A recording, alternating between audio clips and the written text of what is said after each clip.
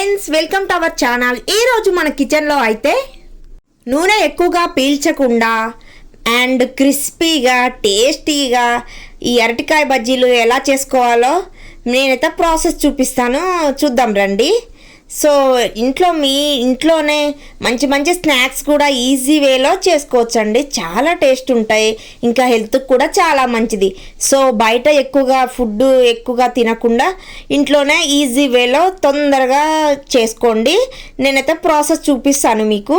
ఎలా క్లీన్గా ఈ పీల్ తీసుకోవాలి. ఈ అరటికాయలు అయితే తీసుకొని బండి మీద దొరికే అరటికాయ బజ్జీలాగా చాలా క్రిస్పీగా టేస్టీగా ఇంకా నూనె ఎక్కువగా పీల్చకుండా ఈజీ వేలో చూపిస్తాను. నేనైతే 4 అరటికాయలు తీసుకున్నాను. జస్ట్ 2 వరకు పీల్ తీసేసి సైడ్స్ కట్ చేసుకొని నీట్గా పీల్ తీసుకొని చిన్న చిన్న పీసెస్గా కట్ చేసుకున్నాను. చిన్న చిన్న ముక్కలుగా చూస్తున్నారు కదా, అంతా క్లీన్గా పీల్ తీసుకొని చిన్నగా స్లైసెస్ వచ్చేలాగా కట్ చేసుకోవాలి. ఎక్కువ మందం ఉన్నా కూడా టేస్ట్ అనిపించదు. సో నీట్గా చాలా సన్నగా తరిగి పెట్టుకోవాలి. ఆలు బజ్జీలాగా ఉంటాయి. ఇలా అయినా చేసుకోవచ్చు, సో పొడవుగా కూడా చేసుకోవచ్చు. సో ఇలా అయితే మంచిగా ఉంటాయని నేను ఇలా చేస్తున్నాను. స్లైసెస్ లాగా పీల్ చేసుకొని నీట్గా కట్ చేసి పెట్టుకొని కడిగి ఇలా అయితే ఇంకా పెట్టుకున్నానండి. నేను ఈ అరటికాయలు అయితే న్యాచురల్గా మా ఇంటి పక్కన ఒక చెట్టు దగ్గర కాసినాయండి. మేము న్యాచురల్గా ఆర్గానిక్గా పండినవి, ఎలాంటి మందులు కూడా యూజ్ చేయలేదు. సో వాటిని తీసుకొచ్చి నేనైతే ఇంకా మంచిగా ఈ చల్లటి వాతావరణంలో ఇంకా వేడి వేడి బజ్జీలు తినాలనిపిస్తుంది. సో అందుకని నేనైతే ఇప్పుడు వేడి వేడి బజ్జీలు అయితే వేస్తున్నాను. మీరు కూడా ప్రాసెస్ చూసేయండి. ఇప్పుడు ఒక ప్యాన్ తీసుకొని అందులో 2-3 టేబుల్ స్పూన్స్ వరకు పిండి తీసుకున్నాను. శనగపిండి, ఓన్లీ శనగలు పట్టించి పెట్టుకున్నాను. ఇన్స్టాంట్గా పెట్టుకున్నాను. సో బయటది కొనుక్క రాకుండా. ఈ 3 కప్స్ తీసుకున్న తర్వాత నేను కొద్దిగా 2 టేబుల్ స్పూన్స్ వరకు సాల్ట్ యాడ్ చేసుకున్నాను. సాల్ట్ మంచిగా సరిపోనుంటే టేస్ట్ బాగుంటుంది వీటికి. కొద్దిగా ఇంకా టేస్ట్ ఇంకా ఇంక్రీజ్ అవ్వాలి కాబట్టి నేను సోడా ఉప్పును కూడా తీసుకున్నాను. సోడా ఉప్పు, కొద్దిగా వామ కూడా యాడ్ చేసుకుంటే ఇంకా బాగుంటుంది. వామ హెల్త్కి కూడా మంచిది. ఎక్కువగా వేసుకోకండి, వామ చేదుగా అవుతుంది పిండి అంతా, లేదా ఇంకా చేదుగా ఈ టేస్ట్ అంతా మారిపోతుంది. వామగా ఉంటుంది, అంత టేస్ట్ ఉండదు. లైట్గా వేయనట్టుగా వేస్తే మాత్రం మంచిగా ఉంటుంది. సో అప్పుడు అక్కడక్కడ ఫ్లేవర్ తలుగుతూ టేస్టీగా ఉంటుంది. కొద్దిగా కారం కూడా యాడ్ చేసుకుంటున్నాను. మీరు స్పైసీగా తింటే కొద్ది కారం ఎక్కువగా యాడ్ చేసుకోండి. లైట్గా తింటే కొద్దిగా లైట్గా కారం యాడ్ చేసుకోండి. నేనైతే జస్ట్ 1/2 టేబుల్ స్పూన్ అయితే తీసుకున్నాను, అంతే, ఇంకెక్కువ తీసుకోలేదు. సో వీటిని అయితే ప్రాపర్ వేలో కలుపుకోవాలి. కొద్దిగా ఆయిల్ కూడా యాడ్ చేసుకోండి, మంచిగా ఉంటుంది. పిండి అనేది మంచిగా కలిసిపోతుంది.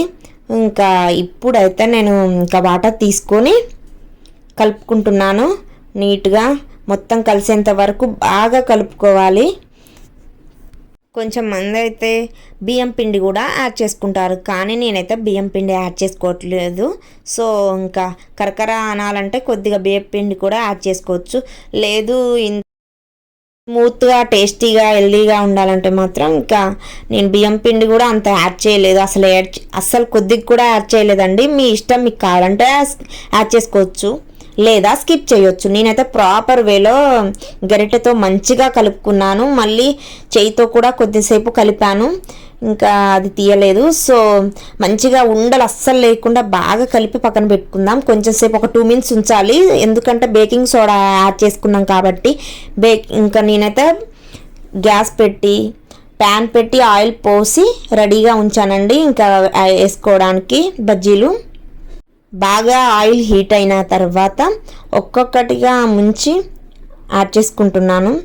సో టేస్టీ ఈ చల్లదనానికి, చలికాలంలో ఈవినింగ్ స్నాక్స్గా, వింటర్లో అయితే చాలా బాగుంటాయండి. ఇలా చేసుకోండి, హెల్త్కి కూడా చాలా మంచిది. ఈ అరటికాయ తినడం వల్ల ఆర్గానిక్గా పండింది కాబట్టి ఇంకా బాగుంటుంది.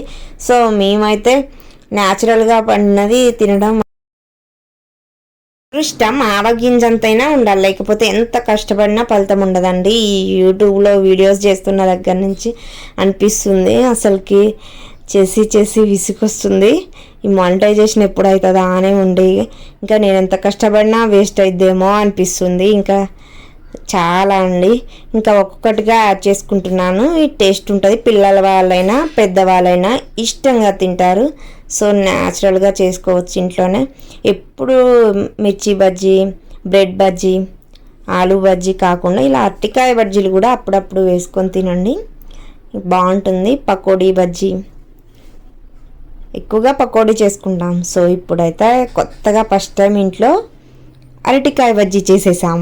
చాలా అంటే చాలా టేస్ట్ ఉన్నాయండి. ఇంకోసారి కూడా తెచ్చుకొని చేసుకోవాలి అని అనిపించేంత వరకు బాగున్నాయి. ఇంకోసారి కూడా తెచ్చుకుంటాం ఖచ్చితంగా. సో అంతా బాగున్నాయండి. మీరు కూడా మీ ఇంట్లో ఖచ్చితంగా ట్రై చేయండి, చాలా టేస్టీగా ఉన్నాయి. నేనైతే ఇంకా బ్రౌన్ కలర్ వచ్చేంత వరకు వేయించుకుంటున్నాను ఈ బజ్జీలను. అయితే సాయంత్రం టీ తాగుతూ క్రిస్పీ అండ్ టేస్టీ అరటికాయ బజ్జీ తింటుంటే ఆ ఫీలే వేరండి. మీరు కూడా ఈవినింగ్ టైంలో చాలా చలిగా ఉంటుంది, వేడి వేడిగా ఈ అరటికాయ బజ్జీ చేసుకొని తినండి. చాలా హెల్దీగా ఉంటారు, చాలా టేస్టీగా అనిపిస్తుంది, రిలాక్స్గా కూడా ఉంటుంది. ఇంకా అరటికాయ బజ్జీలో మెయిన్గా అయితే అరటికాయని చాలా సన్నటి లేయర్స్ తీసుకుంటేనే టేస్ట్ ఎక్కువగా వస్తుందండి. తలిగినట్టుగా పంటికి తలుగుతూ ఉంటుంది. సో అలా అయితేనే బాగుంటుంది, ఎక్కువగా వస్తే అంత టేస్ట్ అనిపించదు. సో చాలా స్మూత్ లేయర్ని అయితే తీయాలి, చాలా టేస్ట్ వస్తాయి, చాలా హెల్తీగా కూడా ఉంటారు. ఇంకా నేనైతే ఇంకా అన్నీ తీసేసానండి, ఇంకా అన్నీ ఒక్కసారి చేసేస్తే అయిపోతుంది కంప్లీట్గా.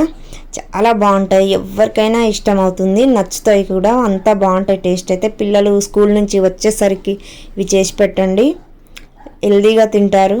న్యాచురల్గా ఇంట్లోనే చేసేయండి, ఫ్రీగా అయిపోతుంది ఇంట్లో ఉన్న వాటితోటే. జస్ట్ ఎప్పుడైనా కూడా ఈ బజ్జీలను తీసి డైరెక్ట్గా ప్యాన్లో వేయకుండా ఒక పేపర్ లాంటిది పెట్టండి, ఎందుకంటే ఆయిల్ అనేది పీల్చుకుంటుంది ఆ పేపర్స్. సో ఎక్కువ హెవీ ఆయిల్ ఉంటుంది.